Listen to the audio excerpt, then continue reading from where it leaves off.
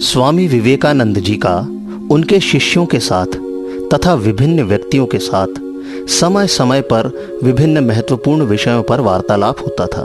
ये वार्तालाप धार्मिक, सांस्कृतिक, सामाजिक आदि विभिन्न विषयों पर हुए थे और उनके द्वारा हमें स्वामी जी के उद्बोधन तथा स्फूर्तिदायक विचारों की जानकारी प्राप्त होती है। हमारे देश का पुनरुत्थान किस प्रकार हो सकता है तथा फिर से अपने प्राचीन गौरव को कैसे प्राप्त कर सकता है, इसका भी दिग्दर्शन स्वामी जी ने अपनी ओजपूर्ण वाणी में इन वार्तालापों में किया है। राष्ट्र के पुनर्निर्माण के लिए व्यक्ति का पुनर्निर्माण पहले होना चाहिए, व्यक्तित्व का विकास होना चाहिए। इस सत्य का भी यथार्थ ज्ञान हमें इन वार्तालापों से होता है। अब आप प्रियनाथ सिंह जी से स्वामी जी के वार्तालाप के कुछ अंश सुनिए। स्वामी जी उन दिनों कलकत्ते में बलराम बसु के यहाँ ठहरे हुए थे। एक दिन मैं भेंट करने पहुंच गया। जापान और अमेरिका पर बड़ी देर तक चर्चा होती रही। मैंने पूछा, स्वामी जी, पश्चिम के देशों में आपके कितने शिष्य हैं? बहुत से हैं। 2-3 हजार, शायद अधिक। क्या आपने उनको मंत्र दीक्षा दी है? हाँ। आपने उन्हें मंत्रों का उच्चार करने की अनुमति दे दी? हाँ। आपने कैसे अनुमति दी महाराज? कि जिन्हें मैंने दीक्षित किया है मेरे सब शिष्य हैं। मैं स्वीकार करता हूँ कि मंत्रोच्चार का अधिकार नहीं है, पर ब्राह्मण का पुत्र सर्वदा ब्राह्मण ही नहीं होता, यद्यपि उसके ब्राह्मण होने की संभावना अवश्य रहती है। क्या तुमने नहीं सुना, बाग बाजार के अघोर चक्रवर्ती का भतीजा दलित बन गया और दलितों का सब काम करता है? क्या वो ब्राह्मण का पुत्र नहीं था? स्वामी जी, जरा विस्तार से समझाइए। जाति से ब्राह्मण होना और गुणों से ब्राह्मण होना, ये दो भिन्न बातें हैं। भारतवर्ष में ब्राह्मण जन्म लेने से ही हर कोई ब्राह्मण कहलाने लगता है, पर पश्चिम में यदि कोई ब्राह्मण गुण युक्त हो तो उसे ब्राह्मण ही मानना चाहिए। जिस प्रकार सत्व, रज, तम 3 गुण हैं, उसी प्रकार ऐसे कुछ गुण हैं। दुर्भाग्यवश आज इस देश में क्षात्र व ब्राह्मण गुणों का ह्रास हो रहा है, पर पश्चिम के देशों में लोग क्षत्रियत्व तक पहुंच चुके हैं और क्षत्रियत्व से एक सीढ़ी आगे ही तो ब्राह्मणत्व है। उनमें से कई लोगों ने तो ब्राह्मण कहलाने योग्य योग्यता भी प्राप्त कर ली है। तो जो स्वभाव से सात्विक हैं वही आपके अनुसार ब्राह्मण है? बिल्कुल। जैसे हर एक व्यक्ति में सत्व, रज और तम तीनों गुण न्यूनाधिक अंश में विद्यमान हैं, उसी प्रकार ब्राह्मण व क्षत्रिय आदि के गुण भी सब मनुष्यों में जन्मजात ही कमोबेश मात्रा में विद्यमान रहते हैं। समय समय पर उनमें से एक न एक गुण अधिक प्रबल होकर उनके कार्यकलापों में प्रकट होता रहता है। आप मनुष्य का दैनिक जीवन क्रम ही लें। जब वो अर्थ प्राप्ति के लिए किसी की सेवा करता है, जब वो स्वयं अपने लाभ के लिए कोई क्रय विक्रय करता है, जब वो अन्याय के विरुद्ध आवाज उठाता है, तो उसमें क्षात्र भाव सर्वोपरि होता है। और जब वो ईश्वर चिंतन में लगता है, भगवान का कीर्तन करता है, तो वो ब्राह्मणत्व को प्राप्त कर लेता है। ये स्पष्ट है कि मनुष्य के लिए एक जाति से दूसरी जाति में चला जाना संभव है। यदि नहीं तो विश्वामित्र ब्राह्मण कैसे बन सके और परशुराम क्षत्रिय कैसे बन सके? पर इस बात को अभी रहने दो। स्वामी जी ने इसके पश्चात पश्चिम की व्यवहारवादिता की बहुत प्रशंसा की और बताया कि वे धर्म साधना में कितनी व्यवहारिकता प्रकट करते हैं। सच है महाराज, मैंने भी सुना है कि जब वे धर्म साधना करने लगते हैं तो उनकी आध्यात्मिक और मानसिक शक्तियां शीघ्र ही जागृत होने लगती हैं। अभी कुछ दिन हुए स्वामी शारदानंद जी को उनके एक पाश्चात्य शिष्य का पत्र आया, जिसमें ज्ञात हुआ कि 4 मास की साधना से उनकी कितनी अधिक आध्यात्मिक प्रगति हो गई है। देखा ना, अब तुम समझे कि पश्चिम में ब्राह्मण हैं या नहीं। आज भी गुरु शिष्य को दीक्षा देता है, पर ये उसका व्यवसाय बन गया है। और आजकल गुरु शिष्य संबंध भी तो कितना विचित्र हो गया है। अगर गुरु के घर में खाने को दाने नहीं रहते तो गुरु पत्नी उसको ये बात बताती है और बोलती है, अपने किसी यजमान के यहाँ एक बार फिर हो आओ, सारे दिन चौसर खेलने से तो पेट भरेगा नहीं। और गुरुजी जवाब देते हैं, अच्छा सुन लिया, अब चुप भी तो रहो, कल मुझे याद दिलाना। अभी अभी मैंने सुना है कि अपने एक यजमान के यहाँ अच्छी कमाई हुई है। उनके यहाँ बहुत दिनों से नहीं गया हूँ, कल चला जाऊंगा। यही तो है आपके पुरोहितों और कुल गुरुओं की दशा। पाश्चात्य देशों में ऐसा पतन नहीं हुआ है। वहां के धर्म गुरु अपने से कहीं अच्छे हैं। शनिवार 22 जनवरी सन 1898 का दिन था। मैं प्रातःकाल ही बलराम बाबू के घर पहुंच गया। स्वामी जी वहीं ठहरे हुए थे। उनका कमरा श्रोताओं से भरा था। स्वामी जी कह रहे थे, आज हमें श्रद्धा की आवश्यकता है, आत्मविश्वास की आवश्यकता है। बल ही जीवन और निर्बलता ही मृत्यु है। हम आत्मा हैं, अजर, अमर, मुक्त और शुद्ध। फिर हमसे पाप कार्य कैसे संभव है? असंभव। इस प्रकार की दृढ़ निष्ठा होनी चाहिए। इस प्रकार का अडिग विश्वास हमें मनुष्य बना देता है, देवता बना देता है। पर आज हम श्रद्धाहीन हो गए हैं और इसलिए हमारा और देश का पतन हो रहा है। हम श्रद्धाहीन कैसे बन गए? बचपन से हमारी शिक्षा ही ऐसी रही है। उसमें निषेध और नकार का ही प्राबल्य है। हमने यही तो सीखा है कि हम नगण्य हैं, नाचीज हैं। कभी भी हमें यह नहीं बताया गया कि हमारे देश में भी महान पुरुषों का जन्म हुआ है। हमें एक भी तो अच्छी बात नहीं सिखाई जाती। हमें हमारे हाथ पैर तक तो चलाना नहीं आता। हमें इंग्लैंड के इतिहास की तो एक एक घटना, तिथि याद हो जाती है। पर दुख है, हमारे देश के गौरवमय अतीत से हम अनभिज्ञ ही रहते हैं। हम केवल निर्बलता का पाठ पढ़ते हैं। परतंत्र होने से हमें अब ये विश्वास हो गया है कि हम शक्तिहीन हैं और परावलंबी हैं। हम असमर्थ हैं और निकम्मे हैं। क्या इसी कारण से हम श्रद्धाहीन हो गए? श्रद्धा और निष्ठा का ह्रास होने के सिवाय और इसका क्या परिणाम होगा? अब हमें पुनः एक बार वो सच्ची श्रद्धा और निष्ठा का भाव जागृत करना होगा। हमारे सोए हुए आत्मविश्वास को जगाना होगा। तभी आज देश के सामने जो समस्याएं हैं वे सुलझाई जा सकेंगी। ये क्या तभी संभव होगा? केवल श्रद्धा से ही हमारे समाज के असंख्य दोष कैसे दूर होंगे? देश में जो बुराइयां, कुरीतियां हैं, उन्हें दूर करने के लिए राजनीतिक पार्टियां प्रचार और आंदोलन कर रही हैं तथा अंग्रेज सरकार से प्रार्थना भी कर रही हैं। क्या इससे अच्छा भी अन्य कोई मार्ग है? श्रद्धा का इन सब बातों से क्या संबंध है? पहले ये बताओ कि समाज के दोष दूर करने की आवश्यकता आपको है या सरकार को? यदि आपको आवश्यकता है तो क्या सरकार उन्हें दूर करेगी या आपको स्वयं ही उन्हें दूर करना होगा? पर यह तो सरकार का कर्तव्य है कि प्रजा की आवश्यकताएं समझे और उन्हें पूरी करें। यदि हम हर वस्तु के लिए राजा का मुंह नहीं ताकें तो और किसका ताकें? भिखमंगों की इच्छा कभी पूरी नहीं होती। माना सरकार आपको आपकी आवश्यकता की वस्तुएं देने को एक बार राजी भी हो जाए, पर प्राप्त होने पर उन्हें सुरक्षित और संभाल कर रखने वाले मनुष्य कहाँ हैं? इसलिए पहले आदमी मनुष्य उत्पन्न करो।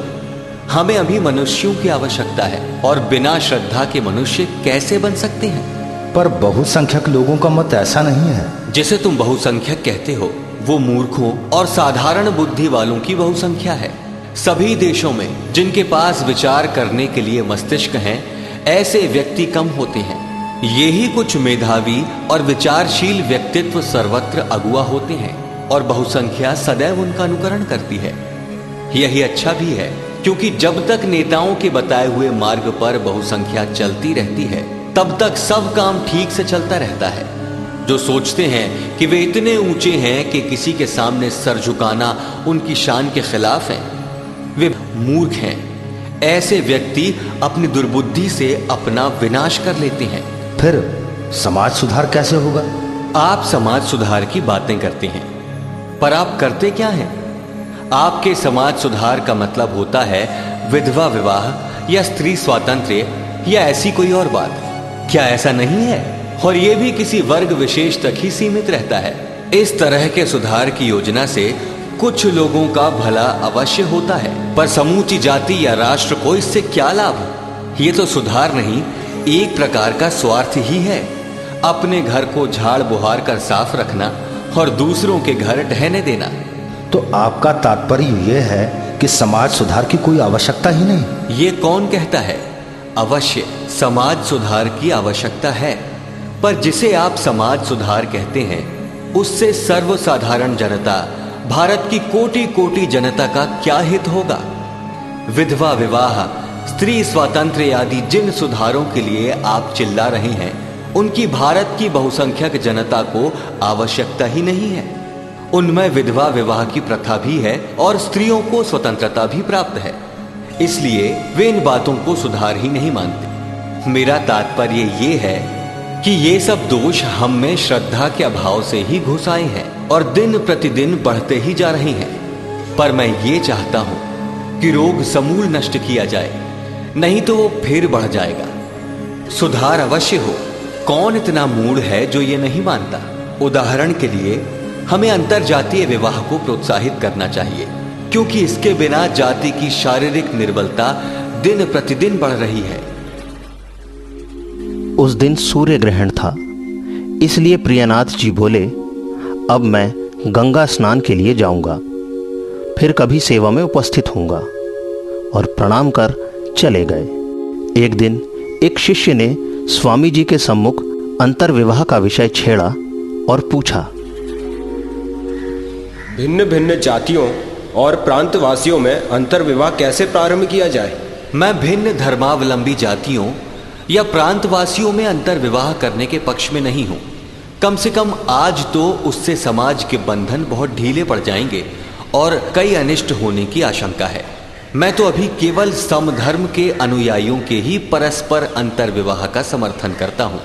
तो भी इससे कई जटिलताएं उत्पन्न होंगी, जैसे कि मेरी पुत्री बंगाल में जन्मी और वहीं उसका लालन पालन हुआ है, और मैं उसकी किसी महाराष्ट्रियन या मद्रासी से शादी कर दूं तो वो ना अपने पति की भाषा समझेगी और ना उसका पति उसकी भाषा समझेगा, और फिर उनके रहन सहन, उनके रीति रिवाज में भी बहुत अंतर है। इस तरह कई अड़चने हैं और फिर समाज तो एक तूफान खड़ा कर देगा। अभी वो समय बहुत दूर है जब इस प्रकार के विवाह संभव हो सकेंगे, और आज तो ऐसे विवाहों के एकदम प्रारंभ कर देने का कोई औचित्य भी नहीं प्रतीत होता। काम करने का एक गुप्त गुरु मंत्र ये है कि जिधर कम से कम विरोध हो उस रास्ते चलो। इसलिए प्रारंभ में ही अपनी जाति की उपजातियों में अंतर्विवाह शुरू होने चाहिए। बंगाल के कायस्थों का ही उदाहरण लो, उनमें कई उपजातियां हैं, जैसे उत्तराढ़ी, दक्षिण राढ़ी, बंगज आदि, और उनमें परस्पर विवाह नहीं होते। अब दक्षिण राढ़ी और उत्तराढ़ियों में परस्पर विवाह संबंध शुरू करने चाहिए, और यदि ये अभी संभव नहीं है तो बंगजों और दक्षिण राढ़ियों के विवाह ही शुरू हों। इस तरह आज जो चीज विद्यमान है उसी में यथासाध्य सुधार करें। आखिर सुधार बनी बनाई चीज को उखाड़ फेंकने में ही तो नहीं है ना। अच्छा, यही सही, पर इससे लाभ क्या होगा? क्या आप नहीं देखते कि शादियों से एक ही उपजाति तक विवाह संबंध सीमित होने से हमारे समाज में एक ऐसी स्थिति आ गई है कि प्रकारांतर से निकट के कुटुंबियों और आत्मीयों में ही विवाह हो रही हैं, और इससे हमारे समाज की शरीर संपदा का ह्रास हो रहा है। परिणाम स्वरूप सभी प्रकार की बीमारियां और बुराइयां उसमें घुस रही हैं। एक सीमित संख्या के व्यक्तियों में परिभ्रमण करते करते रक्त दूषित हो गया है, और जन्म से ही नवजात शिशुओं को वंशगत रोग प्राप्त हो जाते हैं। इस प्रकार की निर्बल संतति रोग के कीटाणुओं के आक्रमण का अवरोध करने में नितांत असमर्थ होती है। विवाहों की परिधि विस्तृत करने पर ही हम हमारी संतति में नए और ताजे खून का संचार कर पाएंगे, जिससे उसकी आजकल के विविध रोगों से रक्षा हो सके। महाराज, आपका बाल विवाह के संबंध में क्या मत है? बंगाल के शिक्षित वर्ग में बाल विवाह की प्रथा धीरे धीरे नष्ट हो रही है। लड़कियों का विवाह भी पहले की अपेक्षा 1-2 वर्ष अधिक होने पर ही होने लगा है, किंतु इसका कारण समाज सुधार की भावना नहीं, अर्थाभाव है। किसी भी कारण से क्यों ना हो, विवाह की उम्र और भी अधिक हो जानी चाहिए, पर बेचारा बाप करे क्या। जो ही लड़की जरा बड़ी होती है, माँ से लेकर अन्य सभी स्त्रियां और पड़ोसिनें यही एक टेर लगाने लगती हैं कि वर की खोज की जाए, और जब तक वर नहीं मिल जाता तब तक बेचारे बाप को चैन नहीं लेने देती। सरकार ने कानून बनाकर 12 वर्ष की कन्या से विवाह दंडनीय कर दिया, तो ये सब धर्मगुरु चिल्लाने लगे कि धर्म नष्ट हो गया, मानो 12-13 वर्ष की कन्या के मां बनने में ही धर्म रह गया हो। इसलिए सरकार भी यही सोचेगी कि वाह क्या धर्म है इन लोगों का, और ये आंदोलन कर राजनीतिक अधिकारों की मांग करते हैं। तो आपके मत से लड़के लड़कियों का विवाह ज्यादा उम्र हो जाने पर ही होना चाहिए। अवश्य, पर साथ साथ उन्हें अच्छी शिक्षा भी दी जाए, नहीं तो भ्रष्टाचार और व्यभिचार बढ़ने की आशंका है। शिक्षा से मेरा तात्पर्य आधुनिक शिक्षा की प्रणाली से नहीं, वरन ऐसी शिक्षा से है जो भावात्मक हो तथा जिससे स्वाभिमान और श्रद्धा के भाव जागे। केवल किताब पढ़ा देने से कोई लाभ नहीं। हमें ऐसी शिक्षा की आवश्यकता है जिससे चरित्र निर्माण हो, मानसिक शक्ति बढ़े, बुद्धि विकसित हो और देश के युवक अपने पैरों पर खड़े होना सीखें। हमारे नारी समाज में भी कई सुधारों की आवश्यकता है। इस प्रकार की शिक्षा प्राप्त होने पर स्त्रियां अपनी समस्याएं स्वयं ही हल कर लेंगी। अब तक तो उन्होंने केवल असहाय अवस्था में दूसरों पर आश्रित हो जीवन यापन करना और थोड़ी सी भी अनिष्ट या संकट की आशंका होने पर आंसू बहाना ही सीखा है। पर अब दूसरी बातों के साथ साथ उन्हें बहादुर भी बनना चाहिए। आज के जमाने में उनके लिए आत्मरक्षा करना सीखना भी बहुत जरूरी हो गया है। देखो, झांसी की रानी कैसी बहादुर थी। आप जैसा बता रहे हैं यह एक नई बात है और मुझे मालूम पड़ता है कि वैसी शिक्षा व्यवस्था होने में काफी समय लगेगा। फिर भी हमें यथाशक्ति प्रयत्न तो करना होगा। हमें सिर्फ स्त्रियों को ही शिक्षा नहीं देनी है, वरन अपने को भी शिक्षित करना है। साथ ही साथ महिलाओं को विज्ञान व अन्य विषय जिनसे कि केवल उनका ही नहीं अन्य लोगों का भी हित हो सिखाए जाएं। ये जानकर कि परोपकार के लिए ये करना है, भारतीय नारी प्रसन्नता से और सरलता पूर्वक कोई भी विषय सीख लेगी। हमारी मातृभूमि के उत्थान के लिए आज उसे ऐसे पुण्य संकल्प पवित्र आत्मा ब्रह्मचारियों व ब्रह्मचारिणियों की आवश्यकता है। इससे देश का किस तरह भला होगा? उनके आचरण से तथा सर्वसाधारण के लिए राष्ट्रीय आदर्श में उपस्थित करने के उनके प्रयत्नों से लोगों के विचारों और आशा आकांक्षाओं में एक क्रांतिकारी परिवर्तन होगा। आज क्या स्थिति है?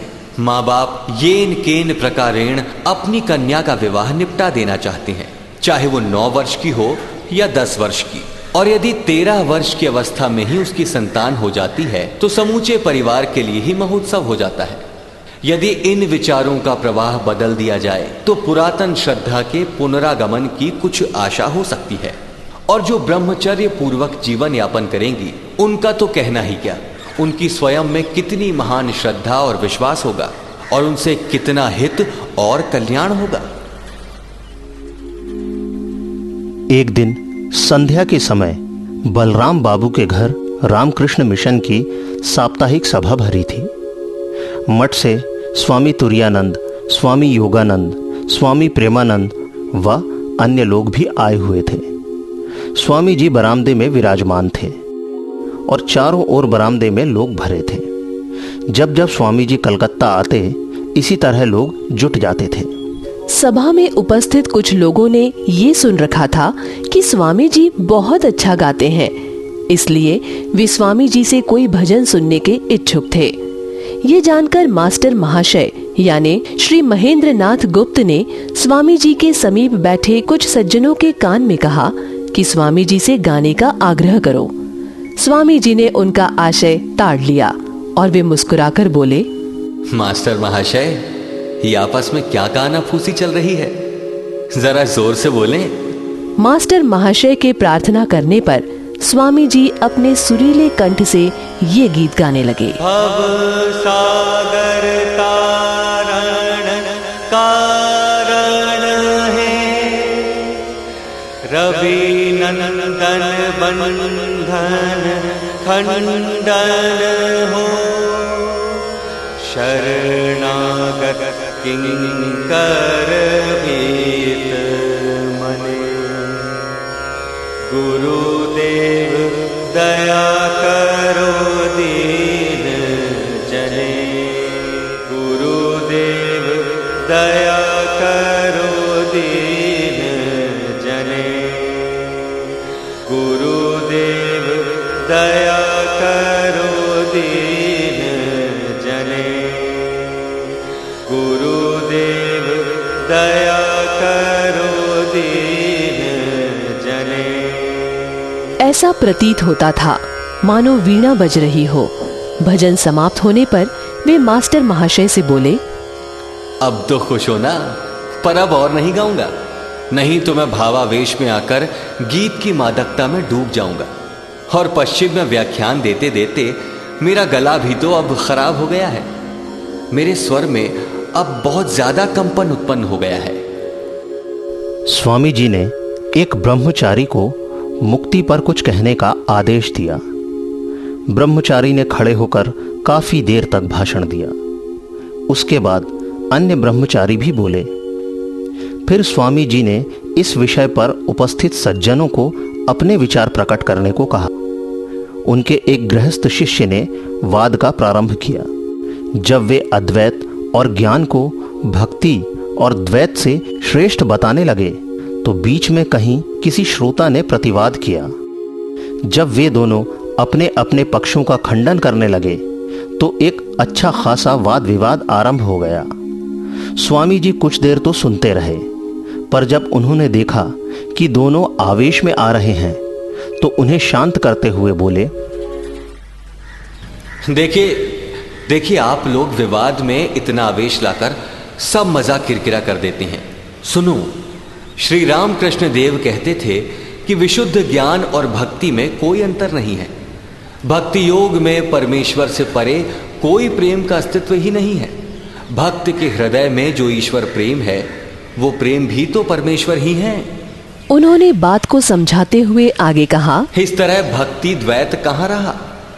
इसी प्रकार जो भी इच्छाएं हैं, आकर्षण हैं, वृत्तियां हैं, वे भी ईश्वर के ही रूप हैं।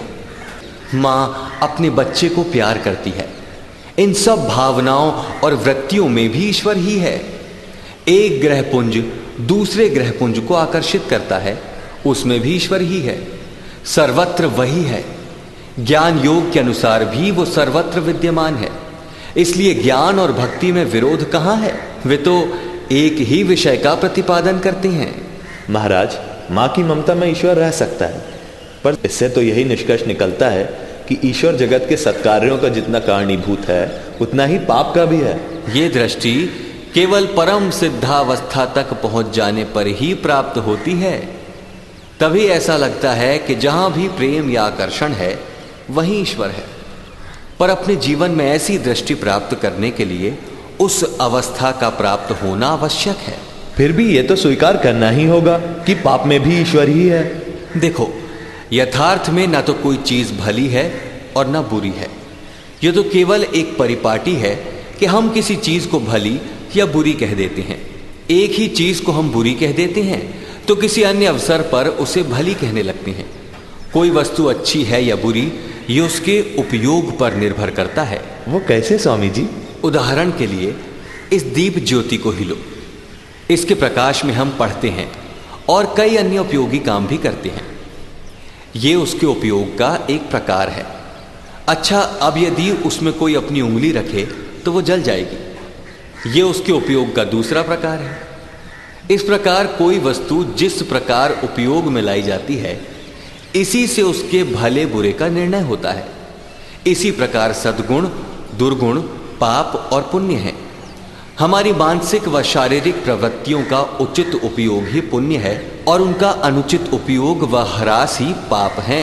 इस तरह कई प्रश्नोत्तर हुए। फिर किसी ने कहा, नक्षत्र, तारा, ग्रह मंडलों के परस्पर आकर्षण में भी ईश्वर है।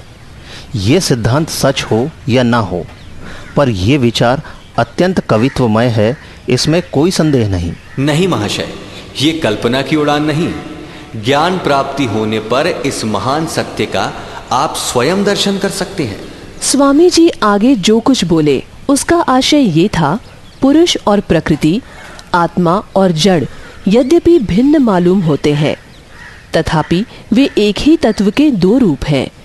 इसी प्रकार ब्रह्म और अंतर जगत में जो भिन्न भिन्न शक्तियां क्रियाशील हैं, वे भी एक ही महाशक्ति की अभिव्यक्तियां हैं। महाराज, तो यह माया क्यों है और आई कहां से? ईश्वर के संबंध में क्यों का प्रश्न करना गलत है।